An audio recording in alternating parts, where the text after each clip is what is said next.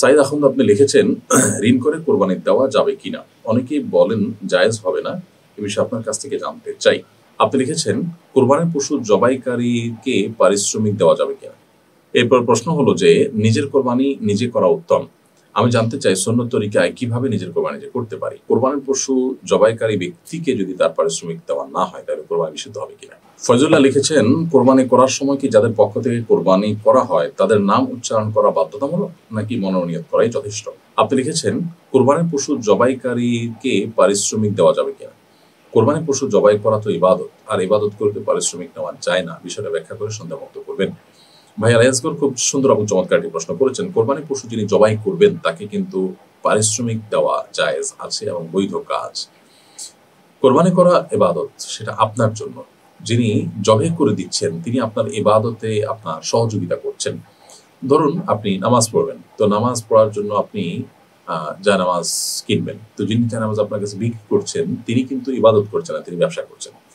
আপনি তার কাছ থেকে জায়নামাজ নিয়ে সালাত আদায় করবেন। এখন ইবাদতের কাজে কেনাবেচা করা, টাকা ব্যবসা করা যায় হবে না, এরকম কিন্তু আপনি বলেন না। ঠিক একইভাবে আপনার পশু জবাই করাটা আপনার কর্তব্য। আপনার পশু আপনি জবাই করতে পারছেন না বা আপনার কারো সহায়তা নিচ্ছেন, তিনি করে দিচ্ছেন, তো তাকে আপনি অবশ্যই পারিশ্রমিক দিতে হবে। এখানে ব্যাপারটা এরকম না যে আপনার ইবাদতটা সে করে দিচ্ছে, আপনার টাকা, এখানে আর্থিক ইবাদত মূলত এটা, আপনার টাকা আপনি ব্যয় করছেন, আপনি আপনারটা আপনি করছেন, তিনি শুধুমাত্র সেটা সম্পাদন করে দিচ্ছেন, সেটা বাস্তবায়নটা করে দিচ্ছেন। ধরুন মসজিদ নির্মাণ করা একটা ইবাদতের কাজ, এখন আপনি টাকা দিচ্ছেন, আরেকজন সে টাকা দিয়ে বা আপনার কন্ট্রাক্টারি করে আপনার মসজিদটা তৈরি করে দিলেন, তো তার সেই টাকা নেওয়া যেরকম জায়েজ, ঠিক একইভাবে কোরবানির পশু যিনি জবাই করেছেন তার পারিশ্রমিক নেওয়া জায়েজ আছে। তবে কোরবানির পশু যিনি জবাই করেছেন তাকে গরুর কল্লা দেওয়া বা জবাই করেছেন সেই কারণে তাকে কোরবানির পশুর কোনো কিছু দেওয়া না জায়েজ, কারণ পারিশ্রমিক হিসাবে কোরবানির পশুর গোশত বা কোনো কিছু দেওয়া যায় না। তবে তাকে আপনি এমনিতে অন্য গরিব বা অন্য প্রিয়জনদেরকে যেরকম দেন তারই অংশ হিসেবে তাকে যদি দেন তাহলে সেটা জায়েজ হতে পারে। এরপর প্রশ্ন হলো যে, নিজের কোরবানি নিজে করা উত্তম। আমি জানতে চাই সুন্নত তরিকায় কিভাবে নিজের কোরবানি নিজে করতে পারি? কোরবানি করার নিয়ম কি? এটা আমরা অনেকে জানি না এবং না জানার কারণে আমাদের মধ্যে কোরবানি করতে এক ধরনের হেজিটেশন ফিল করি আমরা। মূলত কোরবানি করা খুব সহজ একটি কাজ, এটি জটিল কোনো কাজ নয় এবং নিজের কোরবানি নিজে হাতে করা উত্তম। বিশেষ করে একটা পশু আপনি দীর্ঘদিন লালন পালন করেছেন কিংবা কিনে এনে সেটাকে আদর যত্ন করে আপনি লালন পালন করেছেন ২-৪ দিন ৫ দিন যেটাই হোক, এরপরে পশু জবাই করতে আপনার মধ্যে একটু হলেও কষ্ট লাগা কাজ করবে। এখান থেকে আমরা শিক্ষা গ্রহণ করব যে কোরবানি আসলে আমাদেরকে ত্যাগের শিক্ষা দেয় এবং স্যাক্রিফাইসের শিক্ষা দেয়। আল্লাহর নির্দেশ পালনার্থে আমার প্রিয় জিনিসকেও ত্যাগ করতে আমরা শিখব, সেই জিনিসটা কোরবানি আমাদেরকে শেখায়। তো এই জন্য নিজে হাতে কোরবানি করা উত্তম। নিজে হাতে কোরবানি করার ক্ষেত্রে আমরা যে হেজিটেশনে ভুগি সেটির মূল কারণ হলো যে কিভাবে কোরবানি করলে শুদ্ধ হয় অশুদ্ধ হয়, এ নিয়ে আমাদের এক ধরনের ভয় আছে। এই ভয়টা দূর করে দিতে চাই আমরা। এটা আসলে এমন কোনো বিষয় না যেটা খুব জটিল যে কোরবানি শুদ্ধ অশুদ্ধ হওয়ার মতো ব্যাপার হয়ে দাঁড়াবে। প্রথমত আপনি কোরবানির পশুকে পশ্চিম দিকে আপনি শোয়ালেন। পশ্চিম দিকে কোরবানির পশুকে শোয়ার পর তার গলা আপনি ছুরি চালানোর আগে বিসমিল্লাহি আল্লাহু আকবার আল্লাহুম্মা মিনকা ওয়া লাক বলে আপনি ছুরি চালনা করবেন। কোন বর্ণনায় আল্লাহুম্মা ইন্নী ওয়াজ্জাহতু ওয়াজহিয়া লিল্লাযী ফাতারাস সামাওয়াতি ওয়াল আরদা হানিফা ওয়া মা আনা মিনাল মুশরিকিন। এই দোয়া পড়ার কথা বর্ণিত হয়েছে, যদিও সেই হাদিসের সনদ নিয়ে কিছুটা আপত্তিজনক মহাদিসগণ। তাহলে যা না বললেই নয়, তাহলে বিসমিল্লাহ আল্লাহু আকবার, বিসমিল্লাহ আল্লাহু আকবার বলে আপনি ছুরি চালনা করবেন। এবং পশুর যে খাদ্যনালী এবং শ্বাসনালী আছে, মোটা মোটা ২টা নালী, এগুলো যেন কাটা যায় এবং ২ পাশে ২টা সরু বা চিকন নালী আছে, সেগুলো যেন কাটা যায়। তাহলে এই নালীগুলো কাটা গেলেই আপনার কোরবানি বিশুদ্ধ হয়ে গেল।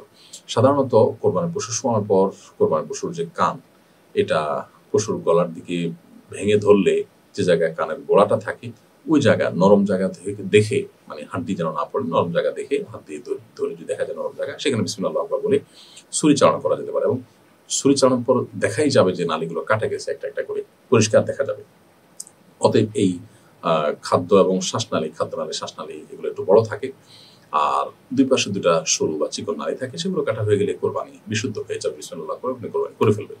কোরবানি করার পর সেটা নিজের পক্ষ থেকে বলবেন, আল্লাহ এটা আমার তরফ থেকে কবুল করেন, যেভাবে আপনি ইব্রাহিম আলাইহিস সালাম এবং মুহাম্মদ সাল্লাল্লাহু আলাইহি ওয়াসাল্লাম কোরবানি কবুল করেছেন। আল্লাহুম্মা তাকাব্বালহু মিন্নি কামা তাকাব্বালতাহু মিন খালিলিকা ইব্রাহিম ওয়া হাবিবিকা মুহাম্মদ সাল্লাল্লাহু আলাইহি ওয়াসাল্লাম। আর অন্য কারোর তরফ থেকে কোরবানি যদি আপনি করে থাকেন তাহলে জবাই করার পর বলবেন, আল্লাহ এটা আপনি অমুক অমুক অমুকের তরফ থেকে কবুল করে নিন। যদিও এই বলাটা জরুরি নয়। বিসমিল্লাহ আল্লাহু আকবার বলে আপনি পশু জবাই করলেন, শ্বাসনালী, খাদ্যনালী এবং ২টা সরনালী কাটা গেল। এটাই হলো মূল বিষয়। আপনি মুসলমান হিসাবে আপনি কোরবানি করলেন নিজে এবং এই নালীগুলো কাটাটা নিশ্চিত করলেন, বিসমিল্লাহ বলে জবাই করলেন, যথেষ্ট হয়ে গেল। কোরবানি বিশুদ্ধ হয়ে যাবে এটুকুর মাধ্যমে ইনশাআল্লাহু তাআলা। অতএব নিজে কোরবানি পশু নিজে জবাই করার ক্ষেত্রে হেজিটেশন আমরা চাইলেই দূর করতে পারি এবং হিম্মত করতে পারি। কোরবানির পশু জবাইকারী ব্যক্তিকে যদি তার পারিশ্রমিক দেওয়া না হয় তাহলে কোরবানি বিশুদ্ধ হবে কিনা? কোরবানির পশু যিনি জবাই করেছেন তিনি যদি এটা তার শ্রম হিসাবে, এটা তার উপার্জনের মাধ্যম হিসাবে জবাই করে থাকেন, সাধারণত সেটাই হয়, তাহলে সেক্ষেত্রে তার পারিশ্রমিক দেওয়া জরুরি। তার পারিশ্রমিক যদি আপনি না দেন তাহলে আপনি গুনাহগার হবেন। তবে কোরবানি হয়ে যাবে, হয়তো কোরবানির সাথে এর সম্পর্ক নেই, কোরবানি বিশুদ্ধ হয়ে যাবে। কোরবানির পশুর যদি রঙগুলো সঠিক পদ্ধতিতে আপনি কেটে থাকেন এবং কোনো বিষয় ঠিক থাকে, কোরবানি হয়ে যাবে। বাট কোরবানি যিনি করেছেন, জবাই করেছেন, সেই লোকের টাকা যদি আপনি মেরে দেন বা টাকা না দেন তাহলে সেক্ষেত্রে আপনি গুনাহগার হবেন এবং বান্দার হক নষ্টকারী হিসাবে বিবেচিত হবেন। একজন মানুষ তিনি যার ছুরি কিনেছেন, ছুরি ধার দিয়েছেন এবং জবাই করছেন, এটা জানা বিষয় যে তিনি ঈদের দিন জবাই করে পারিশ্রমিক নিয়ে থাকেন, তাহলে সেক্ষেত্রে তাকে আপনি পারিশ্রমিক না দিলে আপনি গুনাহগার হবেন এবং দায়ী থাকবেন। ফয়জুল্লাহ লিখেছেন, কোরবানি করার সময় কি যাদের পক্ষ থেকে কোরবানি করা হয় তাদের নাম উচ্চারণ করা বাধ্যতামূলক নাকি মনোনীত করাই যথেষ্ট? আমরা যদি কোরবানির মৌলিক এবং জরুরি বিষয় বলি তাহলে জরুরি বিষয়ের মধ্যে এটি নেই যে কোরবানিকারকদের নাম উচ্চারণ করতে হবে, বরং নাম উচ্চারণ করা নেই, কিন্তু কোরবানি পশু কেনার সময় বা কেনার পর এটা কার কার তরফ থেকে হচ্ছে, কে কত অংশ নিচ্ছেন, এই বিষয়গুলো যদি ক্লিয়ার থাকে তাহলে সেক্ষেত্রে তাদের নিজেদের জানাশোনা আছে, বলা আছে, তাহলে সেক্ষেত্রে এটুকুই যথেষ্ট হয়ে যাবে। কোরবানি বিশুদ্ধ হওয়ার জন্য নাম উচ্চারণ করা কোরবানি বিশুদ্ধ হওয়ার জন্য শর্ত নয়, তবে নাম উচ্চারণ করা সুন্নাহ। অর্থাৎ আপনি যখন কোরবানি করলেন, কোরবানি করে শেষ করে বলবেন আল্লাহুম্মা তাকাব্বালহু মিন অমুক অমুক অমুক, এভাবে সবার নাম উল্লেখ করবেন। আর যদি একা নিজের পক্ষ থেকে হয় তাহলে বলবেন আল্লাহুম্মা তাকাব্বালহু মিন্নি, আল্লাহ এটা আমার পক্ষ থেকে আপনি কবুল করেন, কামা তাকাব্বালতা মিন খালিলিকা ইব্রাহিম ওয়া হাবিবিকা মুহাম্মদ সাল্লাল্লাহু আলাইহি ওয়াসাল্লাম, যেমন আপনি কোরবানি কবুল করেছিলেন আপনার খলিল ইব্রাহিম আলাইহিস সালাম, এটা আপনার হাবিব মুহাম্মদ সাল্লাল্লাহু আলাইহি ওয়াসাল্লাম, ঠিক একইভাবে আমার কোরবানিকে কবুল করুন। এভাবে বলা সুন্নাহ, বাংলায় কেউ বলতে পারেন, তবে হাদিসের যে টেক্সট আছে হুবহু সেটা বলতে পারলে অধিকতর উত্তম। আর যদি এটা মুখে উচ্চারণ করা নাও হয় তারপরে ইনশাআল্লাহ কোরবানি হয়ে যাবে, তবে উচ্চারণ করাটা উত্তম। তবে সেটা কোরবানি করার পর, পশু জবাই করার পর। আমাদের দেশে অনেক সময় দেখা যায় পশুকে শুইয়ে রাখা হয়েছে এবং চেপে ধরা হয়েছে গলা ইত্যাদি, তখন কাগজ নিয়ে এই সমস্ত নাম জপার চেষ্টা করা হয়। কোরবানি পশু জবাই করার পরে কাজটা জবাই করার পরই করতে হয়, তো এগুলো আগে থেকে রেডি করা উচিত। কোরবানি পশুকে কষ্ট দিয়ে তখন নাম সংগ্রহ করা এটা অনুচিত কাজ। ফরিদুর রহমান আপনি লিখেছেন, কোরবানি মাংসকে 3 ভাগে ভাগ করা জরুরি, 3 ভাগ না করলে কি গুনাহ হবে বা কোরবানি কোনো ক্ষতি হবে? কোরবানি গোশত 3 ভাগে ভাগ করা জরুরি নয়। আমরা অনেকেই কোরবানি গোশতকে 3 ভাগে ভাগ করা আবশ্যক মনে করি, অথচ এটি আবশ্যক নয়। আল্লাহ সুবহানাহু ওয়া তাআলা কোরআনে কারীমে আমাদেরকে বলেছেন ফাকুলু মিনহা ওয়া আত'ইমুল কানিআ ওয়াল মু'তাররা, কোরবানি গোশত আমরা নিজেরা খাবো এবং ওদের আত্মীয়স্বজন, পরিচিত বন্ধু-বান্ধবদের মধ্যে শেয়ার করব এবং গরিব অভাবী মানুষ যারা আছেন তাদের মধ্যে আমরা শেয়ার করব। কিছু মানুষ আছে যারা চাইতে পারে না, তাদেরকে দিব, যারা চায় তাদেরকে দিব, সব ধরনের মানুষকে দিব। তো এইভাবে কয়েক ভাগে ভাগ করা, 3 ভাগে ভাগ করা এটা মুস্তাহাব। এটা না করলে যে কোরবানি হবে না তা কিন্তু নয়। আর সমান করে ভাগ করতেই হবে এমন কোনো কথা নয়। সমান করে ভাগ করতে পারলে উত্তম। কিন্তু এদিক সেদিক হলো, আপনি কিছু রাখলেন, অনুমান করে কিছু রাখলেন, কিছু দান করলেন, কিছু গরিব আত্মীয়স্বজন বা বন্ধু-বান্ধব অন্যদেরকে দিলেন, কিছু গরিব মানুষকে দান করলেন। তো এইভাবে বিভক্ত করতে পারলে সেটা উত্তম হয়। আর যদি আপনি একেবারে এক্সাক্ট 3 ভাগ না করে আরো কম বা বেশি ভাগ করেন তাতে কোরবানির কোনো অসুবিধা হবে না। এটা হলো উত্তমতর ব্যাপার। করতে পারলে ভালো, না করতে পারলে অসুবিধা হবে না। আসলে শরীয়তের কোন বিষয়ের গুরুত্ব কতটুকু এটা জানাটা আমাদের জন্য অনেক বেশি গুরুত্বপূর্ণ। আমরা অনেকে এটা না জানার কারণে কিন্তু নানাবিধ জটিলতার মধ্যে ভুগি।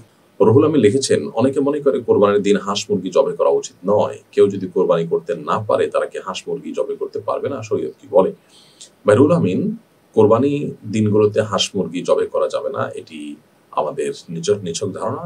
এটা আসলে শরীয়তের কোনো নির্দেশনা নয়, বরং শরীয়তের নির্দেশনা হলো যে কোরবানির দিন কোরবানি পশু যেরকম জবাই করা যাবে, কেউ চাইলে হাঁস মুরগিও জবাই করতে পারবেন, কোনো অসুবিধা নেই।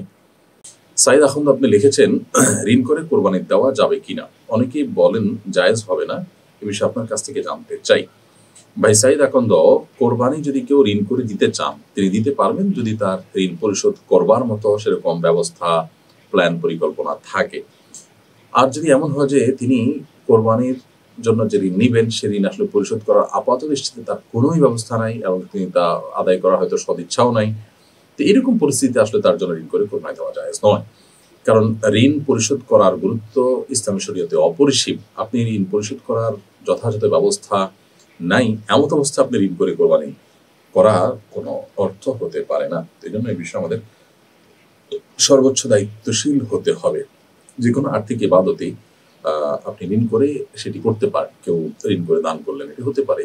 এটা রাসূল আকরাম সাল্লাল্লাহু আলাইহি ওয়াসাল্লাম তার সাহাবায়ে কেরাম থেকে বিভিন্ন ঘটনা দ্বারা বর্ণিত যে তারা ঋণ করে দান করেছেন। ঠিক একইভাবে ঋণ করে কোরবানি করা যেতে পারে।